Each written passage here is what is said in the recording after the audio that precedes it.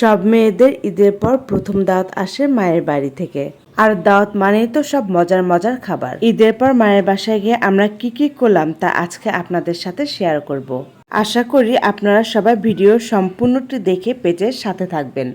আসসালামু আলাইকুম সবাই, welcome back to my another blog. আপনারা সবাই কেমন আছেন? আশা করি সবাই ভালো আছেন। প্রচন্ড গরম পড়েছে, তার উপরে আবার দাওয়াত। মা শব্দটি হচ্ছে একটা শান্তিময় শব্দ। এই পৃথিবীতে মা হচ্ছে এমন একজন মানুষ যার ঋণ আপনারা কখনোই এই জীবনে শোধ করতে পারবেন না। আর মায়ের ভালোবাসার সাথে পৃথিবীর অন্য কোনো ভালোবাসা কোনোদিনও তুলনা হয় না।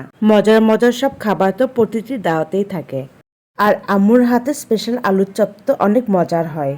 এমনিতে আম্মুর বাসায় যেতে অনেক দেরি হয়ে গেছে, আর চোখের সামনে খাবারগুলো দেখে খিদে দ্বিগুণ হয়ে গেছে। আমরা তাই খাওয়া দাওয়ার পর্বটা শেষ করে দিই। আর এখানে আমার দুষ্ট ছেলেটা দুষ্টুমি শুরু করে দিয়েছে। আমার দুই ছেলে নানির বাসায় এসে দুষ্টুমি একটু বেশিই করে। আমরা বগুড়ার মানুষ দাওয়াতে খাওয়া দাওয়া শেষে দই না দিলে আপ্যায়নটা সম্পূর্ণ মনে করি না। আম্মুর প্রতিটি রান্না এত মজার হয়েছে যে আমার জামাই দই খেতে পারেনি, তাই তার জন্য পাটিতে করে আলাদা দই আপ্যায়ন করছি। সব মায়েদের রান্না প্রতিটি সন্তানের কাছে অমৃত মনে হয়। আমার জন্য আমার ছোট্ট বোন নবাবী সেমাই এবং মজাদা কেক বানিয়েছে।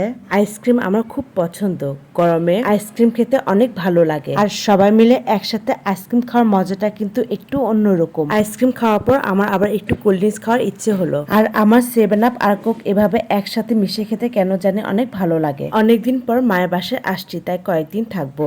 আর ঈদের পর কোথাও ঘোরাঘুরি করিনি, তাই একটু ঘুরে ঘুরে বেড়াবো মায়ের বাসায় থেকে। আমার ছোট ছেলে খেলা নিয়ে ব্যস্ত, আর বড় ছেলে পটকা ফুটানোর জন্য বায়না করছে।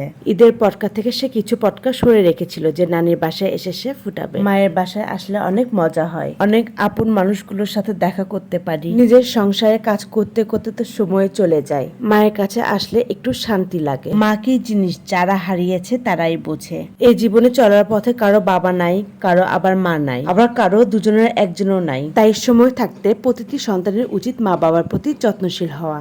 আপনারা সবাই আমার মায়ের জন্য অবশ্যই দোয়া করবেন। আমার আজকের ভিডিও ও মায়ের হাতে রান্না আপনাদের কাছে যদি ভালো লেগে থাকে অবশ্যই লাইক, কমেন্ট এবং শেয়ার দিতে ভুলবেন না। আজ এ পর্যন্তই, আল্লাহ হাফেজ।